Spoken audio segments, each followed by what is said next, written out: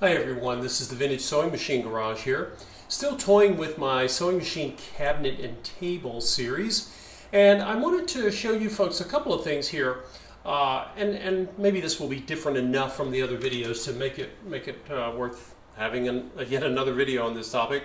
But one of the things I noticed on my Necky, you're looking at the top drawer of the Necky BCJ cabinet, and very happy to report that the BCJ's restoration is now complete, and the thread guide is now on, and it has had a full overhaul, and I will be making a video on that machine very shortly, and I'll be getting that posted up for sale.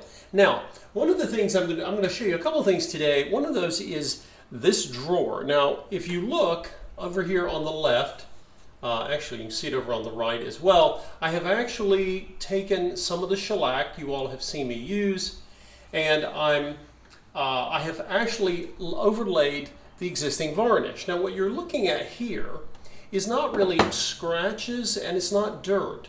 What's happened is the varnish or the lacquer has done something not unusual for lacquer when it gets old. It has formed a crazing.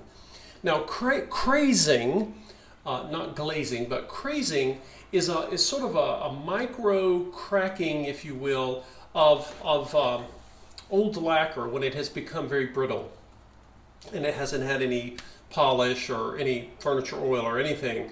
And what happens is the lacquer is sitting here, but it's crystallized. I don't know if that's technically the term. That's what it looks like.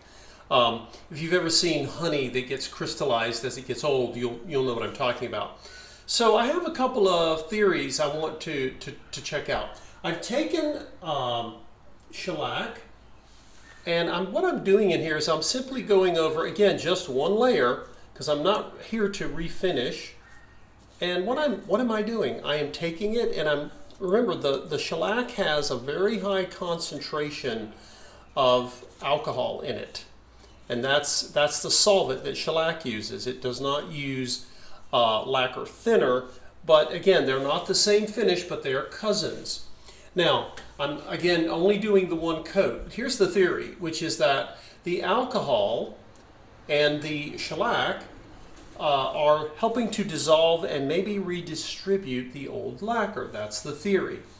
Now, you might wonder, well, why don't you just put straight alcohol or even lacquer thinner on top of this? I've tried that on another table, and I wasn't happy with the results because the solvent was so hot, and by hot I don't mean temperature. The terms hot versus warm, for example, these terms are used with solvents to really describe how powerful or how strong and concentrated something is. So didn't want to confuse any of you if you're not familiar with that term. In any case, what I'm going to do is I'm going to let this dry, and then, if you pan down there, you'll see the next drawer. Now, this drawer, I'm not going to do that. What I am going to do is I'm going to be putting the Restore finish on here, and I'll be doing it up top as well to see if the Restore finish is strong enough to I don't know if liquefy is the right point, to re-soften the hard, brittle lacquer that is creating this sort of, it has a sort of a hazy look to it, but if you ever look at this type of old, brittle lacquer finish, see if I can zoom in here, I'm trying to capture it, it's really, if I zoom in really tight, I'm hoping maybe you guys can see this. I know it looks like scratches, but it's not, and it's not dust or dirt, but it's like I say, it's the old lacquer finish after it has basically began to crack, and it's lots of tiny little itty bitty cracks.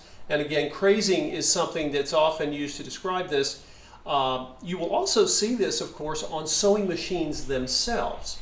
The Necky is not suffering from this issue for the crazing, but I've had a number of machines where that has happened. And you guys are getting a close-up of the now completed BCJ. That's not the point of this video, though. But I want to show you something on the Necky table. I don't know if you guys can see this, but I'll zoom in. The Neckies maybe a few other brands, but the Neckies were the main ones that were known for this. They would put a straight edge decal along the front of the table, so you could use it as a built-in measure when you were marking off fabric. I thought that was a clever feature. Now, remember, they would have put a colored finish on this table. They would have applied this, in this case, the straight edge decal that you see, and then they would have sealed it with a clear coat lacquer to protect it, just like the decals on the machines themselves, right? Because the decals would be very vulnerable without that clear coating. That's what we call it now. I think they were simply calling it lacquer top coats, I suspect. Okay, so over here at the very end, I took some of the shellac and filled in. Now remember, I haven't done the restore finish yet, so we'll see what happens. But if I zoom in, you can see the crazing. Many people don't even notice this when they're looking at old pieces of furniture. It's not inherent to sewing machine tables and cabinets. It can happen to any old piece of furniture. And I'll zoom in a little bit more. I hope this is helpful, guys. Maybe the focus and the zoom. I don't have direct sunlight today, and I was thinking that might actually help for looking at something like this. But you can see, again, this is not, it's not dirt, it's not scratches, it's very tiny micro-sized cracks or crazing in a lacquer finish. So you can see where the shellac has filled in. And I also wanted to do a test to make sure the shellac has not harmed the straight edge. I really didn't want to lose the decal. That's one of the many cool features of a Necki cabinet, and I wanted to keep it intact. So there you go. There is my little experiment with the Necki, or the Necki cabinet, I should say. Now I am going to let that top drawer dry. It's a little humid out today, so it's going to take longer. You guys remember what I mentioned about in my video with the tester's paints. Anything that is paint based or lacquer based, any kind of liquid finishing needs time to dry, and that time is going to change when the humidity goes up, and that's just how they work. So anyway, I'm going to let the shellac dry, and then I'm going to come back and I'll overlay that shellac with restore finish in walnut, and then I'm also going to do this drawer in that same restore finish.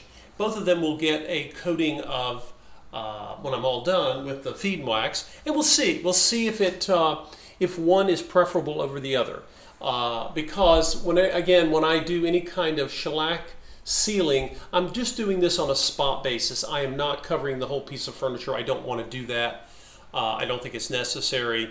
So anyway, there we have it, guys. That is the current state of the Necki cabinet, but the machine is certainly ready to roll. So we'll be getting the video on that soon.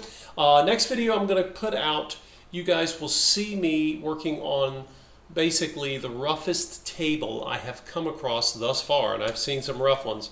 And we'll see what this technique might do for that table. So stay tuned, and we'll see you in the next video.